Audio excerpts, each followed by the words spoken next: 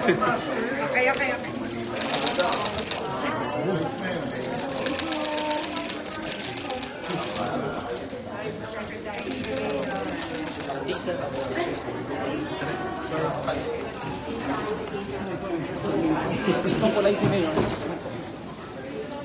Kala ko si Kamusta kayo?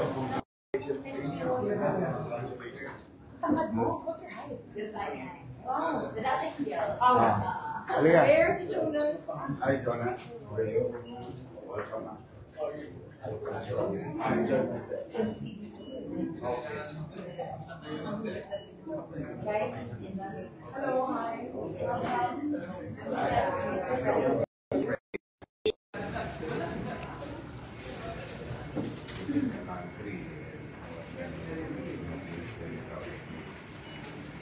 Kailangan natin ng mga inspirasyon yan nowadays.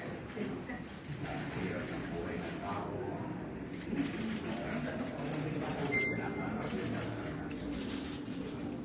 Inspiration.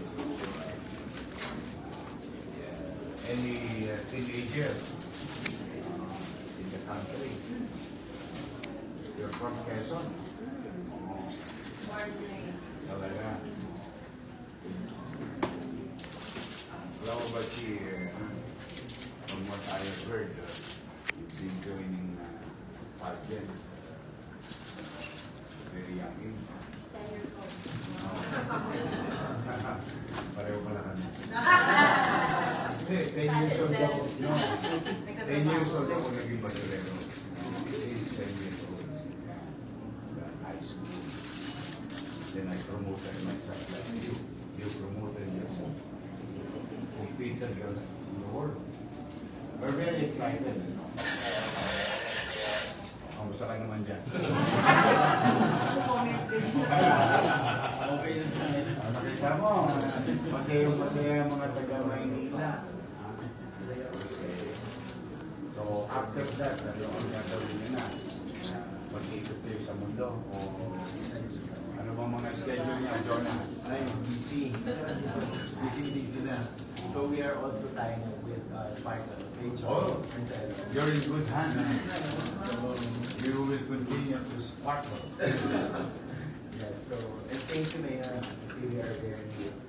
We're very excited to make this parade because I think that, as you said, the Filipino really need it.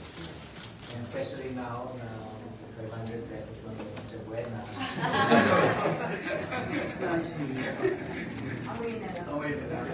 But I think that these guys brought like values to our country. Yes, that's what Especially in trying times. We are very proud. correct. I think that can be your message to those teenagers wishing to be successful in their field and their field.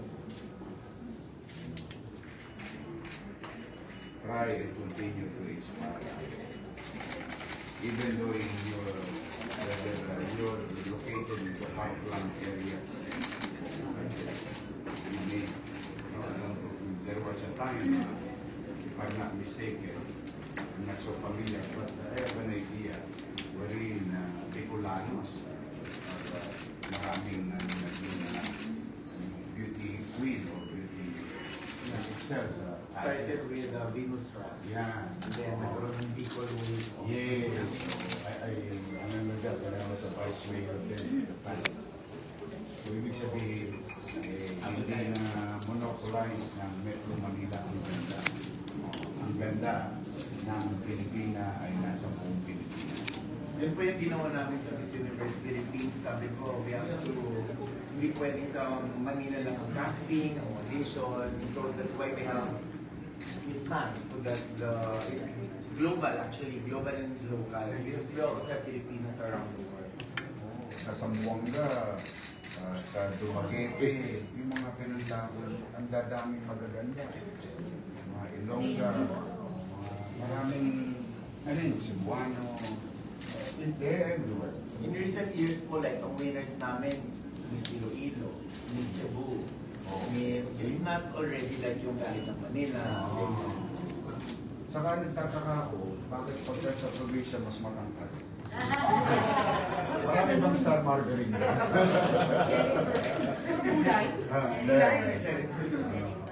Pero nag-antay pa rin kami ng Miss Manila.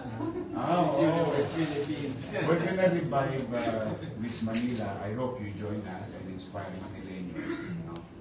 But in as much as I can,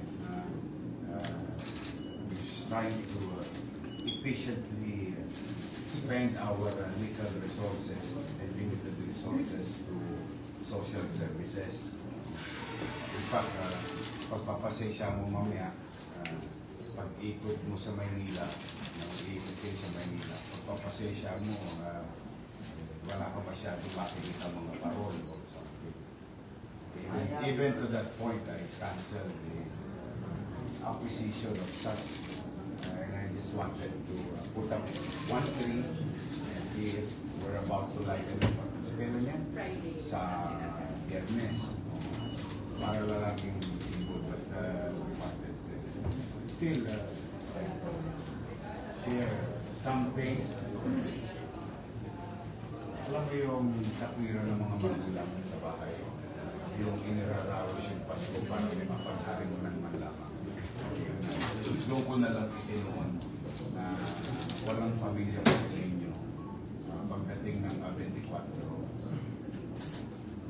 Disyembre sa Noche Buena na hindi kakain kahit papaano man lang. Yun yan, madalas ko naririnig sa natin may mapagharimunan. Ilan sila magkakapatid? Mami, matatagad din.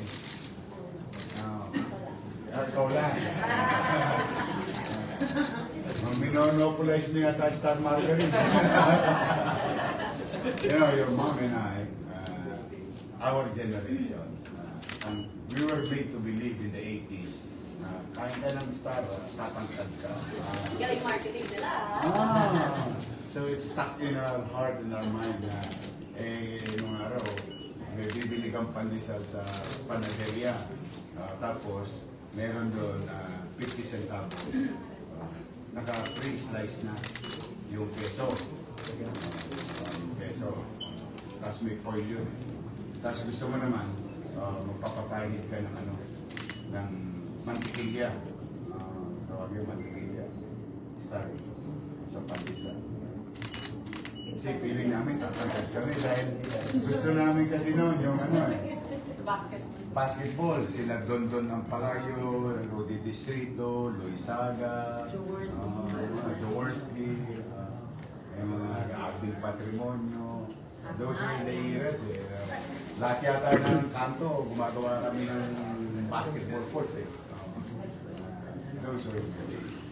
But I'm really happy. So how was it? Anong pakiramdam pagka nandun ka na? Like, you know, you're seeing the beautiful women of the world. You're surrounded with beautiful women like you. 122. It's a good day every day. Maganda lahat ang kita mo. Now I know the secret. Ito, magaganda. Kita mo ito. Ito si former congresswoman, now tourism director. Miss Manila. Oh, wow. Crystal Bonechi.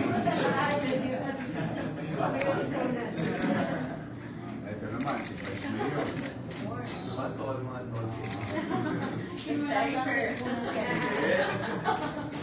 So you're gonna do the showbiz after the a year, no? I think a year. You have an obligation within a year, no? To fulfill. I don't know much. You don't know? Oh, it's very colorful. Maybe I don't want that much color. It will, it depends on how you look at it. Well, I can only speak for myself. I look at it as a livelihood. Because I don't know if you know my story. But it is a livelihood to me, and that's why I really try to excel it in a professional manner. kung pilit ko yung sarili ko. Because if you competed to 122 beautiful women of the world, you are competing also with thousands of actors and actresses.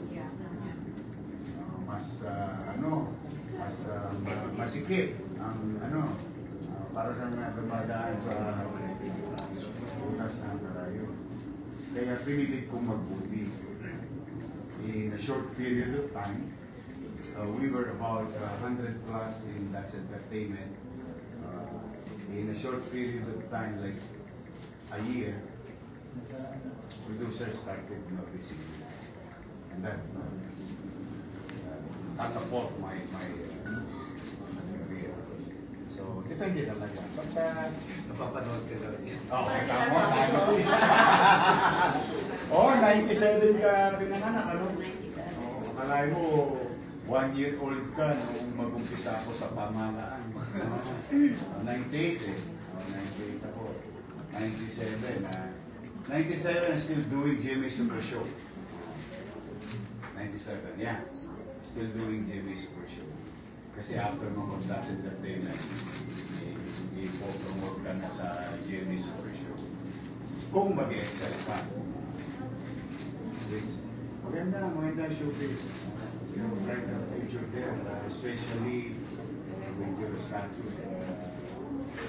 Pagka ganyan na mukha ng ka-excel mo, lagi kang may inspire. Promise. There is always a big place for you to showbiz. After this, kung anong tawag yan? Jonas, anong tawag sa ganyan? The rain. You have to be performing such obligation within the next 12 months, no? Tama ba ako? Good. Galingan mo. Go around the country. Inspire things. Inspire things. Go around the country. It's gonna be on them. Make sure I go around the country.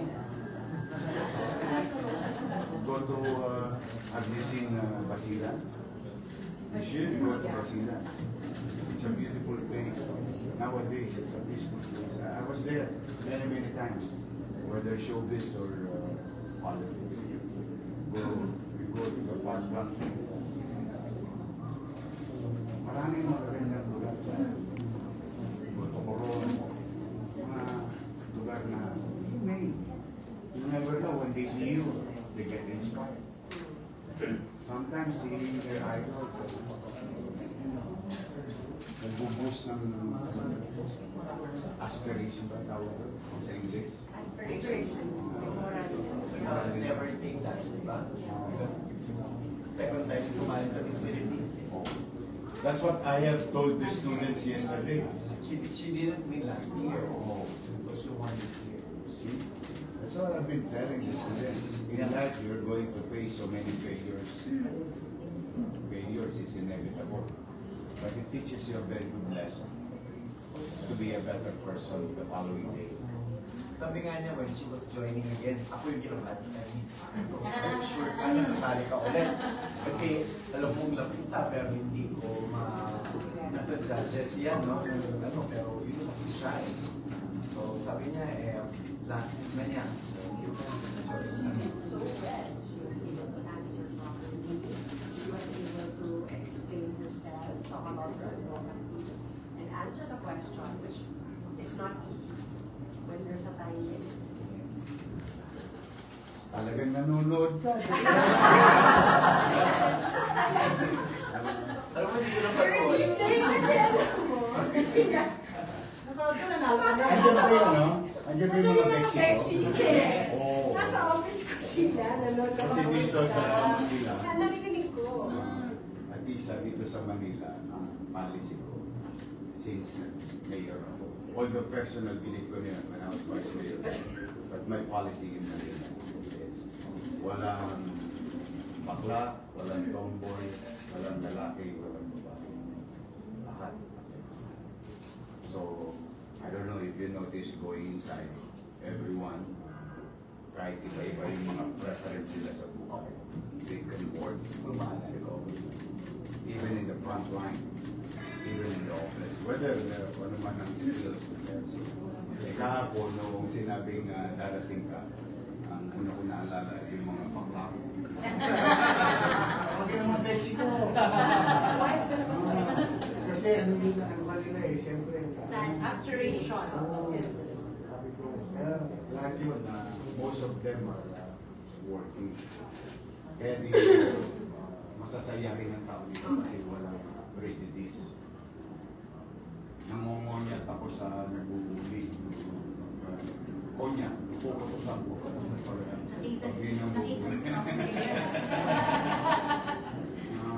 Lahat, may equal chance. It's how it is. The way it is. I may be wrong to some. That's the way it is. Walang mayaman. Everyone will give them a chance to accept level playing. Kaya magandang maging inspiration.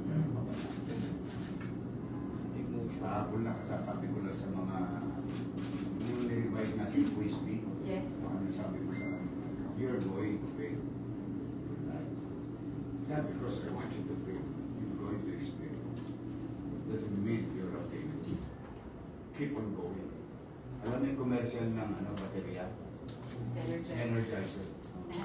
Keeps it going. You have to go. Like you, very good example of that. One point in your life, you failed. And the best and easiest thing for you to do is to start.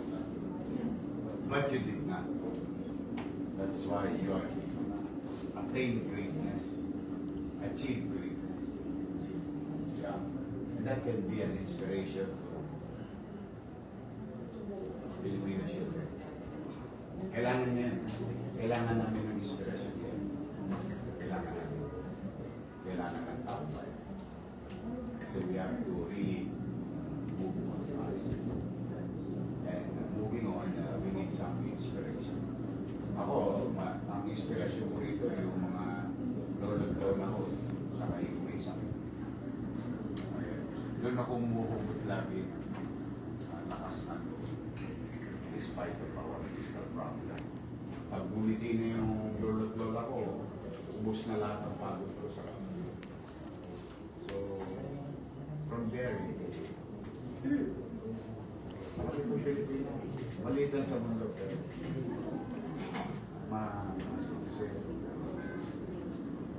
so, saan diretso na kayo sa ano? Meron po tayong photo op muna. Kayo muna ngayon. Kasi nag-apple na deadline. Okay. Sorry. Hindi, okay lang po. Madaldal talaga ako. Tapos meron po tayong photo op with the babies. Oh. Sa Puluwagan. Sa Puluwagan lang. Ang mga akla, hindi niya. Ako, nandun po, naka-ready na sila. Good. Yung iba hindi po pumasok, hapon na lang daw papasok sa ibang work, hindi dito sa city. Clarify ko na. Sige. But before that, we only give this to ambassadors usually. As a matter of a symbolic thing of the people of Manila. We send them to anyone. Really. Special ka lang ngayon.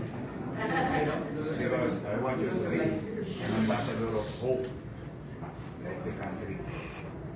Because that's what we need nowadays. So, everybody can. Ito ang pinakamalaking susing makukuha mo sa... Bakit height niya? Alin kayong dalawa, guys.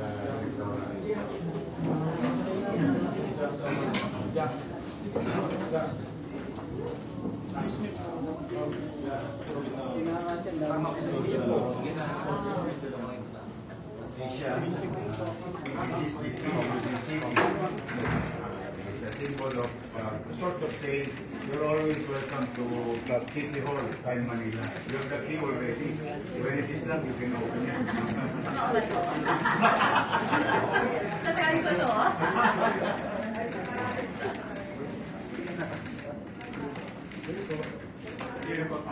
Kodits. Naliit ako. Pero sa pagmamahal, pantay yan. I hope you will find somebody that will make you happy. Parang kinikilig yung dalawa niya.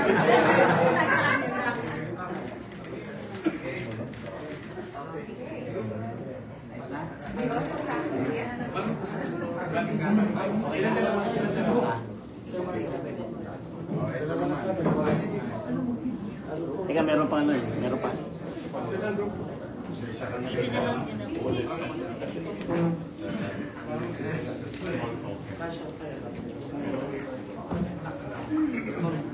Ano ba tawag nung mga nanay na? Talong pipi?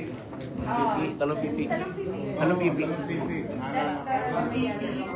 Tampipi. Tampipi. Tampipi. Tampipi pala, tampipi. Tampipi. Tampipi. Sounds like balungkwati. Yeah. Ano mo? Tama. You're welcome. So, pagpasensyahan mo na yan. Ito yung bago namin logo for our tourism. Yeah. The icons. Okay. For Chicago, of course, this is Milad. Milad is a land. The moms and peoples. And that's what the name is. Doon tayo sa Maynila.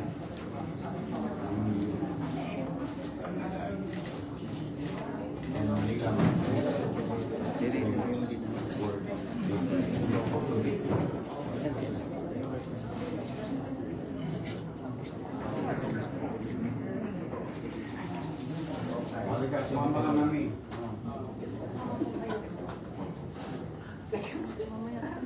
Okay. Halika, sumama ka. Join us. Okay. Crystal? Yes, I'm fine.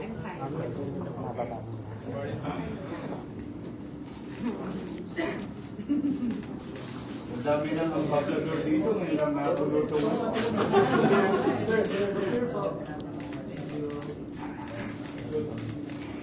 And then Mayor, they're requesting for a picture na kayong dalawa. Okay. Sige. Okay. Sa basketball, black na black ako. Miss Ariela. Mayor, Mayor, pwede pa kayong dalawa na? Oh, sure.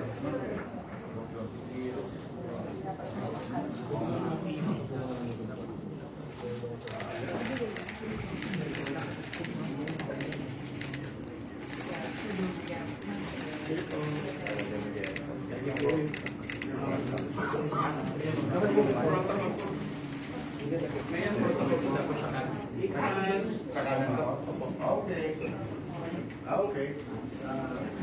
Session na. Okay.